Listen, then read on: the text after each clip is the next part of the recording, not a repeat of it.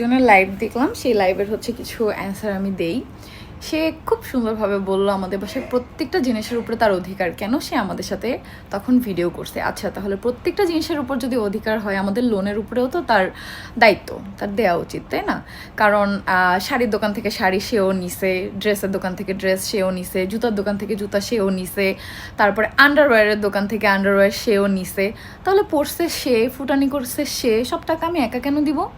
তো সব কিছুর উপরে যদি ভাগ থাকে, ফার্নিচার যখন কেনা হয়েছে, খাটে ঘুমাইছে সে, তারপর হচ্ছে আলমারিতে কাপড় চোপড় রাখছে সে, ড্রেসিং টেবিলে সাজছে সে, সব কিছুই করছে, সব কিছুতেই তার অধিকার। তাহলে এখন টাকা কেন আমি একা দিব? কেন সে 50% টাকা দিবে না? সমান সমান যদি সব অধিকার হয়, তাহলে সমান সমান ভাগ কেন হবে না?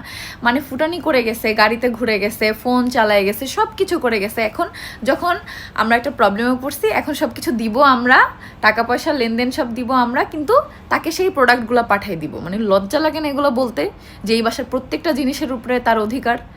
জামাইয়ের উপরেই অধিকার নাই, সে আবার মানে জিনিসপত্রের উপর অধিকার খাটাইতে আসছে। তো আপা, আপনি যে এখানে ফুটানি করে গেছেন, যে যেই দোকানে টাকা পায়, তো সেগুলো আপনি পাঠাই দিয়েন, আপনি তো আর্নিং করেন। এগুলো তো আপনি যাওয়ার পর আমার ঋণ হয় নাই, তাই না? যে আমি একা একা আয়না করছি। এটা ভ্লগেও সবাই দেখছে যে আমি যেটা পড়ছি আপনিও সেটা পড়ছেন। ভিতরের জিনিস তো মানুষ দেখে নাই, তাহলে ওটাও দেখতো যে ওইটাও সেমই, দুইটাই কেনা ছিল সব কিছু। হ্যাঁ, তাহলে কেন আমি একা ঋণ দিব? আপনার যেহেতু সমান সমান সব কিছুতে অধিকার, তাহলে আপনি অর্ধেক ঋণ পাঠিয়ে দেন, তারপর আমি আপনার প্রোডাক্টগুলো দিয়ে দিব। আর নয়তো নির্লজ্জের মতো এগুলো চায়েন না। আমি মানে জগতে নির্লজ্জ মানুষ খুব কম দেখছি। এত কিছুর পরেও সে লাইভে আমাদের নিয়ে কথা বলে, মানে আমাদের কথা না বললে লাইভে তার চলেই না, লাইভ কেউ দেখে না। আমার কথাগুলো শুনতে অনেক খারাপ লাগবে, কিন্তু একটু ভেবে দেখো আমি কথাগুলো সত্য বলছি নাকি মিথ্যা বলছি। হ্যাঁ, প্রত্যেকটা জিনিস বাজার যা করছি সে কি খায় নাই? নাকি সে না খেয়েছিল? নাকি সে কোনো পোশাক পরে নাই? ভাই, আমাদের তো কোনো ভ্লগ নাই, কোনো প্রুফ নাই যে আমরা সেম ড্রেস পরতাম, গোল্ড সেম পরতাম, সব কিছু সেম পরতাম। হ্যাঁ, আগেই কেন অর্ধেক জামা কাপড় বোনের বাসায় সরাইছে? সে যে যেগুলোকে কম দামি দাবি করতেছে, এক একটা ড্রেসের দাম 2800, 3200, 2700, এগুলো কম দামি।